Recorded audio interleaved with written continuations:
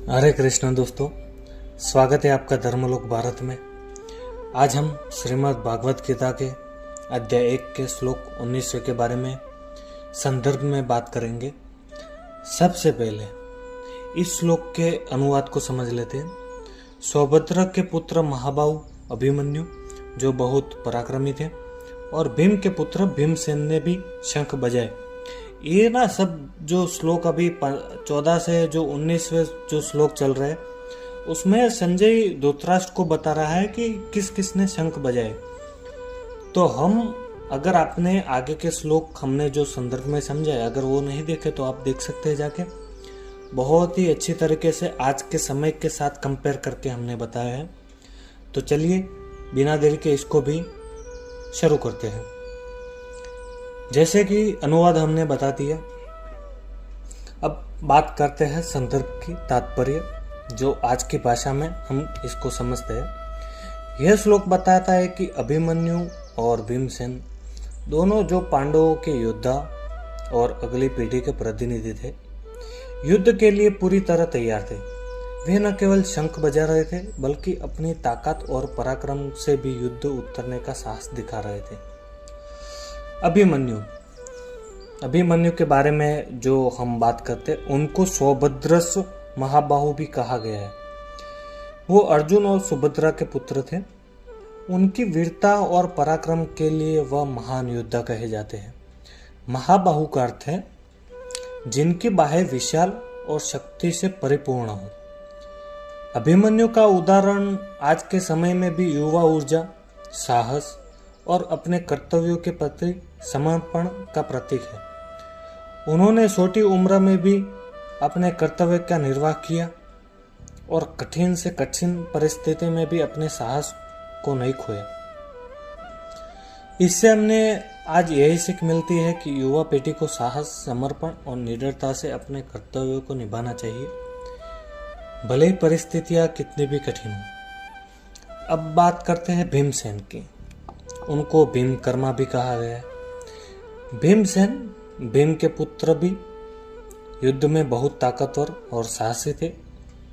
भीमकर्मा का मतलब है भीम जैसा कर्म करने वाला, यानी ऐसा जो भीम की तरह शक्तिशाली और निर्भीक हो। यह बताता है कि भीमसेन ने अपने पिता की तरह कर्मशीलता और शक्ति का प्रदर्शन किया। इससे हमें आज यही सीखना चाहिए कि अपने पूर्वजों की परंपरा और संस्कारों को आगे बढ़ाना हर पीढ़ी की जिम्मेदारी होती है। अब बात करते हैं एक सामूहिक चेतावनी के बारे में। यह शंख बजाना सिर्फ एक युद्ध की तैयारी का संकेत नहीं है। यह एक एकजुटता, साहस और अपनी जिम्मेदारी का एहसास है। हर योद्धा ने अपनी भूमिका निभाने का प्रण लिया है।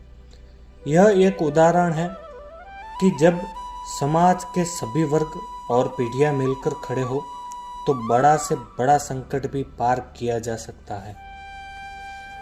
अब आज के संदर्भ में अगर इसको समझे तो हमें क्या सीखना चाहिए इससे। युवा वर्ग को अभिमन्यु से सीखना चाहिए कि वे बिना डरे के अपने ज्ञान और साहस से जीवन की चुनौतियों का सामना करें। परिवार और समाज की जिम्मेदारी है कि वे नई पीढ़ी को वही सही संस्कार, साहस और कर्तव्य परायणता का पाठ पढ़ाए जैसा भीमसेन ने किया।